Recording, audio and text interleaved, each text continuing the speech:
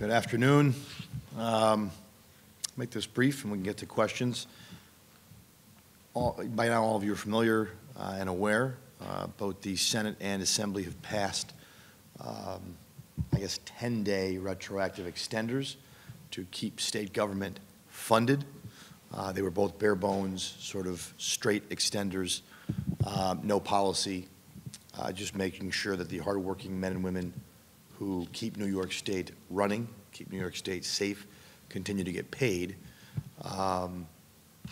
because unfortunately we were not able to come to a budget on time to fund the government. It's pretty simple why negotiations have failed.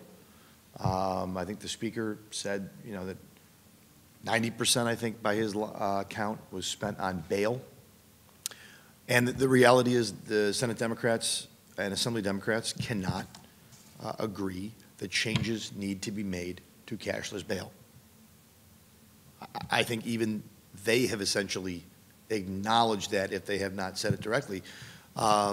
So even though poll after poll, data point after data point shows that New Yorkers are concerned about public safety, and they believe that cashless bail and other pro-criminal legislation that have been passed here in Albany has contributed to that public safety crisis, my colleagues across the aisle, our colleagues across the aisle, cannot seem to bring themselves to make even the most modest of changes.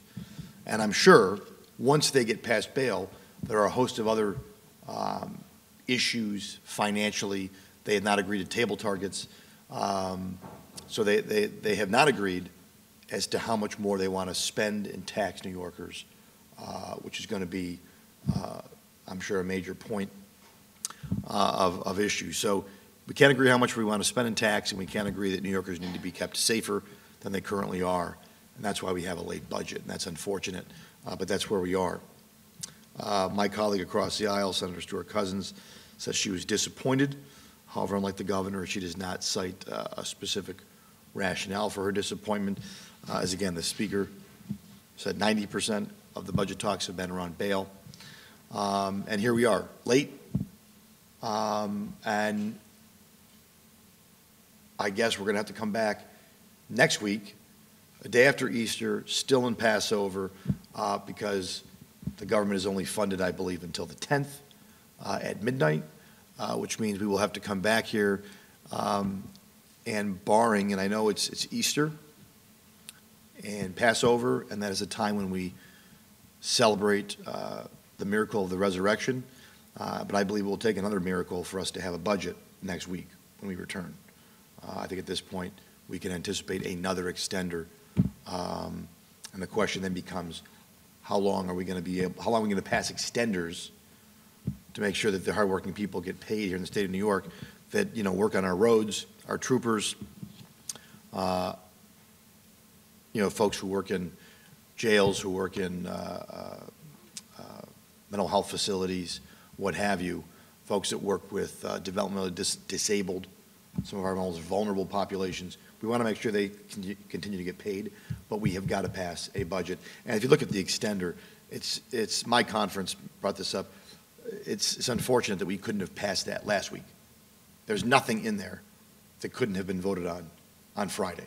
And we're nowhere further along than we were when we left here on Friday afternoon. So very disappointing. Not a great day for New York State, for our state government, but our conference, and I want to thank Senator Lanza, I want to thank Senator O'Mara for his questions on the floor and the work that he's done as our finance ranker, certainly Senator Griffo, Senator Rhodes, and our entire conference. We're continuing to be ready to do the job they were elected to do, and we stand ready, and we'll certainly come back here whenever we have to do the people's work. But we're not going to just sit here on the taxpayer dime waiting for something to happen, and obviously nothing's going to happen until next week. So